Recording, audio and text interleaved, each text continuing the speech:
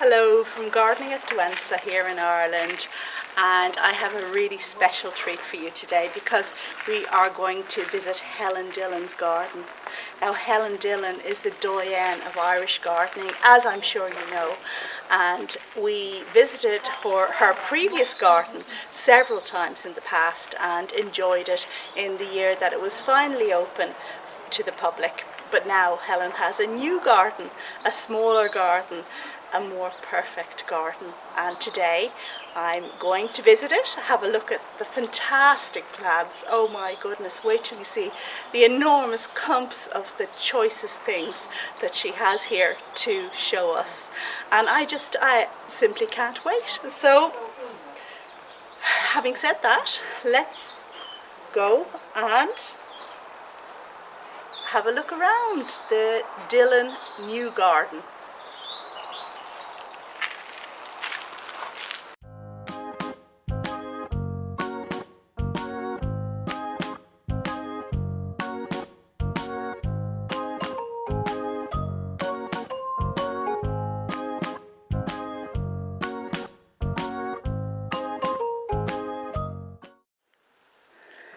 Today we're visiting Helen Dillon's new garden in Monkstown, Dublin. The garden benefits from high walls which shelter it from the salty breeze from the nearby ocean. Helen started with a blank canvas 4 years ago in this garden, which measures approximately 1/5 of an acre. So let's see what she's done in that time.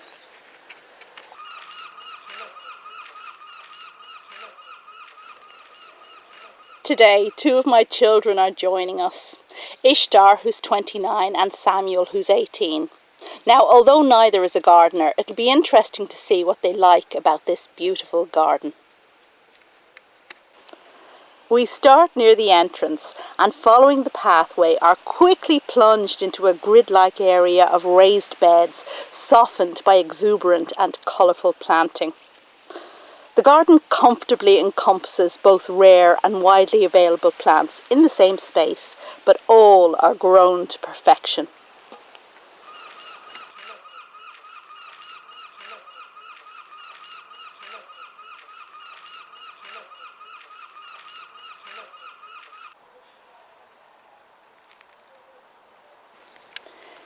Here we have the very rare New Zealand daisy, Celmisia, with its silver foliage, to a backdrop of Verbena, which is easy to establish in any garden.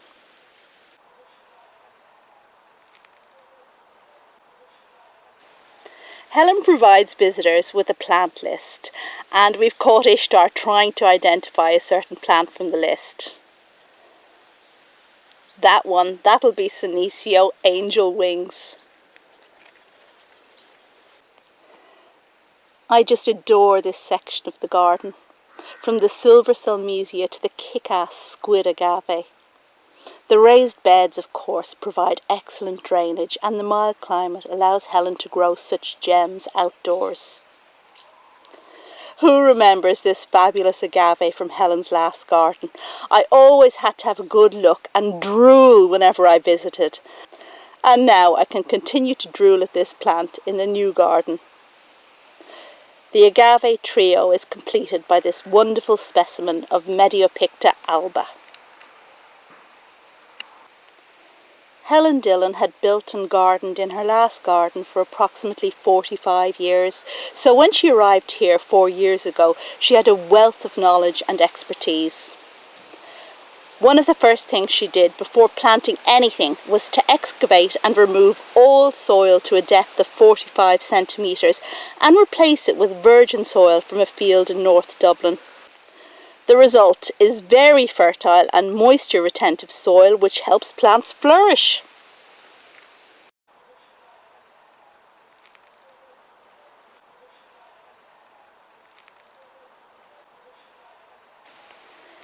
Now we come to Ishtar's favourite plant in the garden, and it's this green and chocolate canna lily called Cleopatra. Good name, eh?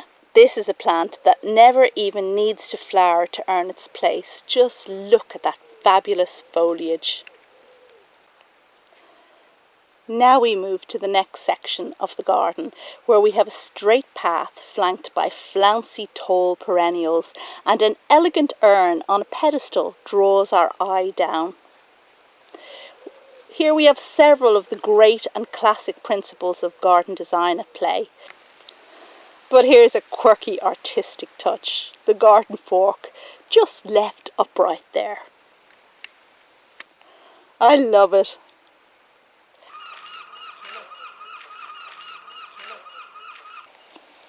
You may be wondering what's that giant of a plant in the border, and you may be surprised to learn that it's in the dandelion family. Usually somewhat tender, this magnificent specimen has grown to fabulous proportions here and just oozes exoticism and charm. But maybe this delight is only for plants people, because my children failed completely to appreciate it.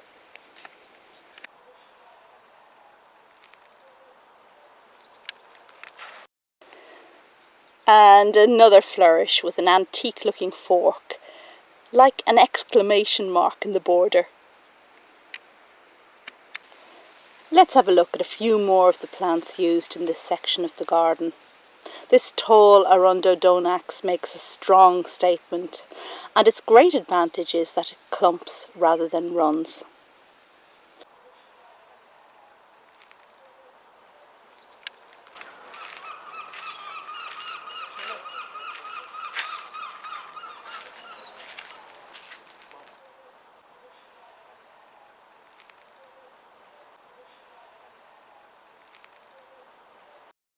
Of course, Helen grows roses to perfection, both doubles and singles.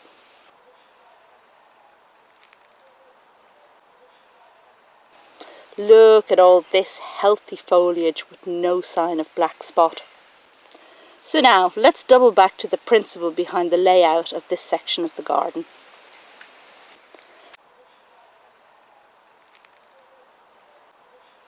We have the focal point in the distance, we have hard straight lines softened by loose planting, and most importantly we have a concertina effect with the planting. So what do I mean by that? This border is built to be viewed from this position. Yeah, of course there is much beauty in the individual plants, and we'll delve in for a proper view in a minute. But by viewing the border from here, we just see a continuous flow of colour and beauty on either side. We don't see the gaps.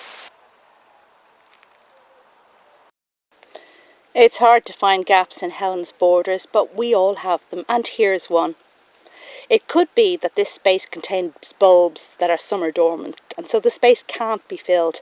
Whatever the reason, when viewed from the correct vantage point, the concertina effect hides this gap and only shows the plants in glorious bloom.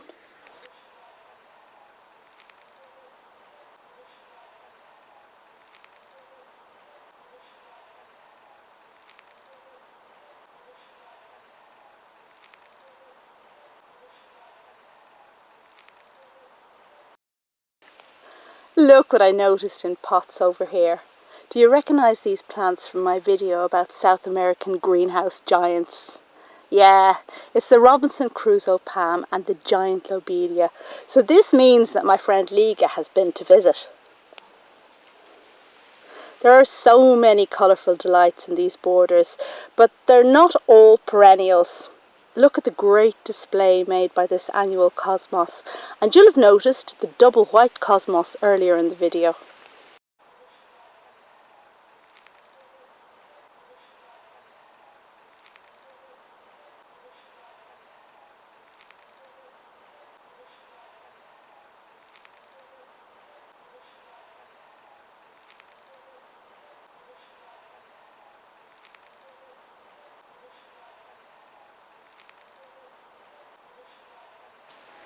It's the little touches that sing out. And I don't mean the ornamental butterfly on the wall here. I mean the daisy-like Mexican fleabane that Helen has coaxed to grow on her wall. And now we come to my son Samuel's favourite plant, and I can only echo what good taste he has. It's a clematis, but a non-climbing one that produces masses of these single purple flowers. So, although you'll have to support it with an obelisk or some such, It's in pruning group 3, and I love Clematis in pruning group 3 as it's so simple. No messing, just cut hard back. Moving along to Hydrangea now, and the unmistakable flowers of Aisha. I wonder, do any of you remember this hydrangea from my July Year in the Life of a Border video? You may recall that my Aisha was blue. It has blue flowers, whereas Helen's are clearly pink. And this is because Aisha is a macrophylla hydrangea. So acid soil will mean blue flowers and alkaline will mean pink.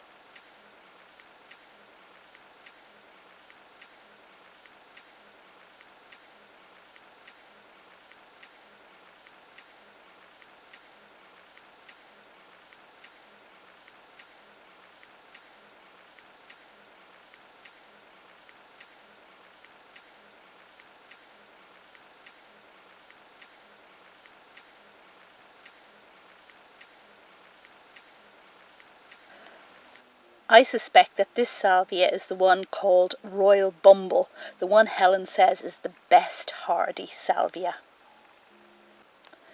We now enter the third and final section of the garden, again organised in a grid of raised beds. We catch a glimpse of Helen's second greenhouse, but these are not currently used for displaying plants, so we won't go in.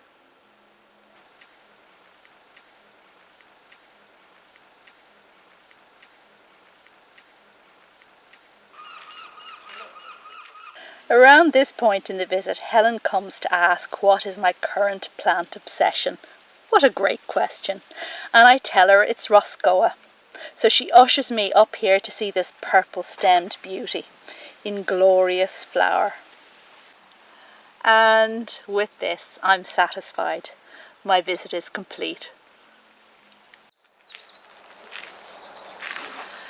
Oh my goodness, that was just wonderful. Completely recharged my batteries. I love this new garden and so many wonderful plants. Oh dear. Okay, if you get the chance to visit the Dillon Garden, which is open this year, check out the website for opening times, then you really should. It's a wonderful, wonderful garden and you won't regret it. Sam, you're too tall, your head's cut off. Oh no. Okay, thanks for coming with me. Bye.